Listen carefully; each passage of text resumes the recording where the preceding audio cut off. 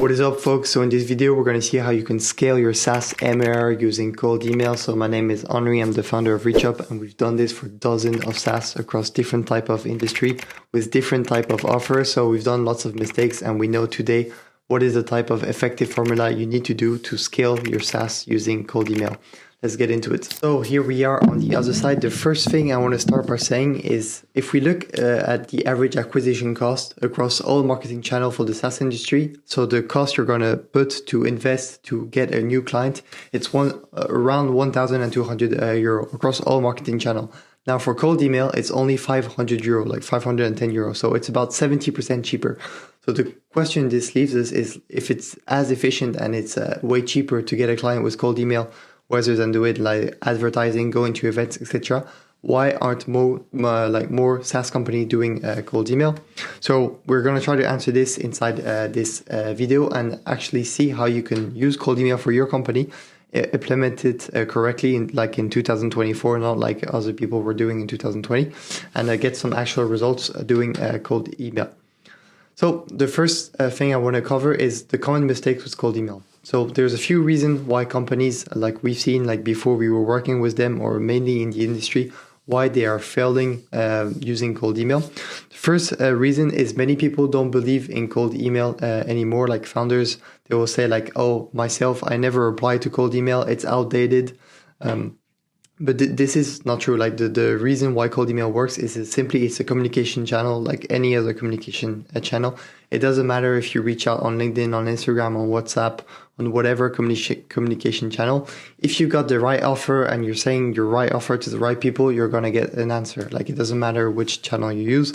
Thousands of SaaS use cold email to generate millions every single year. It's such a big industry.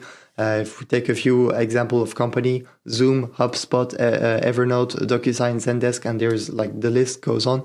You can type those companies on internet and put cold email outreach strategy, and you see exactly the emails they were sending. Second reason why people fail doing cold email is it's actually quite technical, and this is why it's cheaper. It's because it's harder to do. Like it's not like advertising; you just throw money in, and the platform does it for yourself. Email there's still some manual work. It's a bit technical, and there's like lots of different elements. There's probably like 5 elements you need to master at 100%. Otherwise, your entire results might go wrong. So you need to be like really good at deliverability, targeting, offer, timing, all of these elements. If you're not respecting the right criteria we're going to see together, you might not get actually any results. And the third reason is people are doing cold email like in 2020, and it has changed. So like you cannot just send like 100 email every single week, very generic email, and get some results. This doesn't work anymore. So now we've seen like why you might not get some results. Now let's see exactly like how you can get some results to like kick off your SaaS and get your like more users signing in or whatever your results you're looking for. So another cool thing I want to mention is that the average open rate for the SaaS industry for cold email is 20%, and this is way below like good standard open rate in cold email. I would say range from 65 to 90%.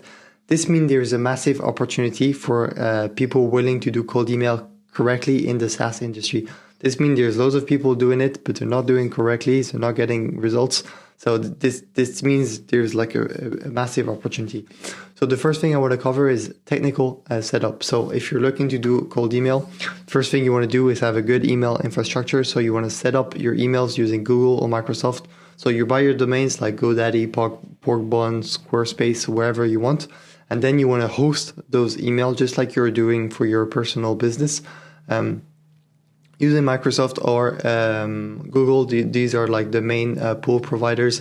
They are safe to use. You want to start with 5 domains, 2 inbox per domain. Each inbox will send 25 emails per day, so you're going to be sending 250 emails per day. Like this is I would say the minimum to start with. And you can easily reach between 5 and 20 meetings using this type of volume. So here is a few actual like example with some numbers, so you can see like what kind of result you should expect. This is typically the average for our client. So it's a really like a good idea for you to get in terms of like number wise. So email sent per month, like I mentioned, 250 emails per day. Let's say there's 20 days in a month, maybe a bit less. So 5,000 emails. How many people are going to open your emails? I would say 70% on average. So 3,500 emails open per month. How many replies per month? Let's take 5% email reply rate. Would I say it's like average, low average? So 175 reply you'll get in each month. Positive reply, 25%. So 43 positive reply. Meeting per month, 75% of these replies is going to end up into 32 meetings per month. 25% of these people are not going to show up to the meetings because that's life. So 24 meetings in the end. If you've got an average closing rate, 25%, you're going to do 6 sales every single month. And let's say you have an average ticket size for your SaaS of 5,000. It's probably going to be around 30K of cash collected every single month. Now, this depends. If you have a really low ticket SaaS, you're going to do way more meetings, way more sales, but the cash collected is probably going to be the same. If you have a really high ticket sales SaaS, it's going to be different. You're going to do like less meetings, but the meetings you're going to do and the closing, it's going to be like way higher sales ticket. Step number 2 is you want to configure outreach tools. No, you're not going to be sending the emails manually. You need to send all of this automatically. And on top of that, outreach tool are going to give you like so much good feature. It's just going to make the overall experience so much better because you can get some statistics. You can do automatic emails. You can get the follow-ups. You just need to be using a tool. It's only 100 per month. And if you see the ROI, honestly, it's nothing. By the way, the cost of the emails, so cost of the email outreach is going to be 100 per month. Cost of this is going to be probably around 100 per month. So you want to use a tool like Smart Lead, Instantly, Lemlist. I would recommend these 3 are the best. Probably focus on Smart Lead or Instantly because Lemlist you can do less volume. Here is how looks the user experience on Smart Lead. So now building your lead list. Now the thing is, you need to, first of all, before going into any technical aspect of the thing, you need to understand on a piece of paper exactly who are the people interested by your offer. So why is my offer interesting? What do I provide to the market? And who are the type of people who might be interested by the offer I provide? You need to get this super, super clear.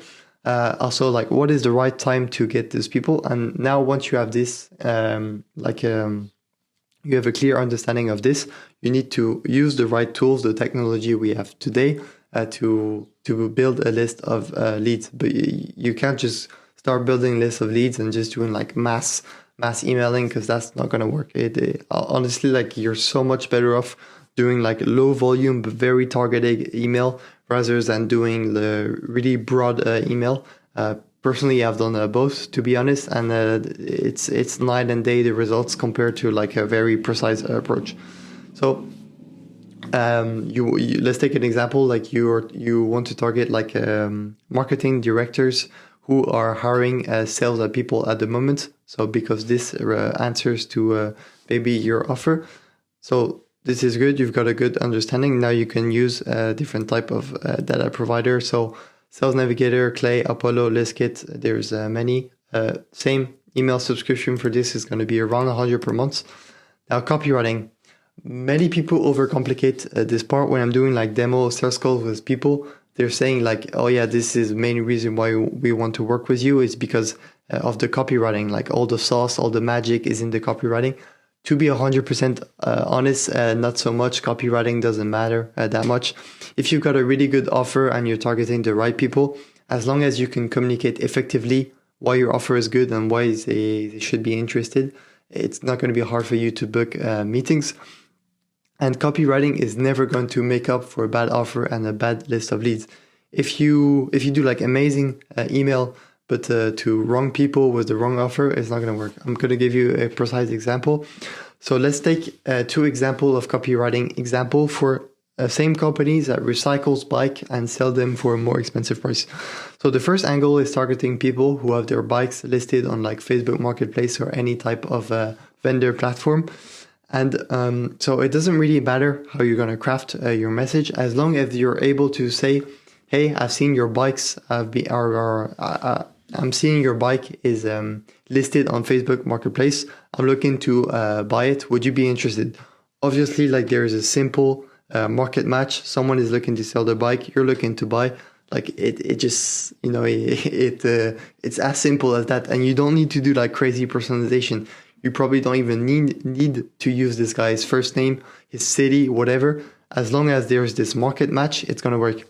Now let's take the second example. Same company, but you're targeting people who are interested in selling swimming gear. You say, hey, and now you're doing something super personalized. You're saying, hey, notice your last LinkedIn post, you mentioned this. Notice your company just got awarded on the Forbes magazine, and you just raised 3 million, and then you add a personalized image. At the end of the day, they might think like, well, this guy's email is crazy. He's done so much research, but I'm just not in the market to sell a bike because I'm selling swimming gear. So you see how like the personalization is good. Like it's going to be good if already your offer is good. So if you got amazing offer plus amazing personalization, you're going to get amazing results. But if you got shit offer with amazing personalization, it's not going to make up. And out of offer and personalization, offer is the winner. So I know that's probably not what you're looking for exactly, but just focus so much on the offer. Now, if your offer is good, here are some simple rules you need to follow to make the most out of it. So structure of the email, you can use the 3C framework: compliment, case study, call to action. It's really simple. And additional rules: no links, no images, 4 or 5 sentences maximum. So here's an example. Hey, first name, I love what you're doing with company name. I also noticed you guys were hiring sales rep at the moment. We've been working with company 1 to help them track their sales KPI for their entire sales team, and they have already noticed a 47 increase in sales after 1 month. Could I send you a quick overview of the solution? So there's simple market match. Company is hiring sales team. You've got something to make their sales more efficient, and you're not asking for anything crazy. You're simply asking if they would be interested to have a look in your solution, but the solution already makes sense for them because they have the problem. So I mean, it's a simple offer and a market match connect together. And you see here, you've got good offer and good personalization. So this email would be a killer. And now the last step is the inbox management. So you've got all of this right. And people, like even sometimes they've got all of this right. And it's such a shame they don't get the most out of the results because they don't do inbox management correctly. And not many people talk about this. It's like running a marathon, you run 41 kilometers, you've done a good pace, and then the last kilometer, you just completely fuck it up. And it's such a shame because you've done already between 1 and 2 hours, depending on how good you are, at a high intensity pace, and then you screw it up at the end.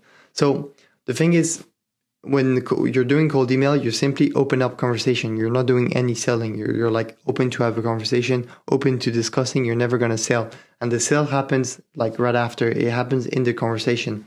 So the option number 1.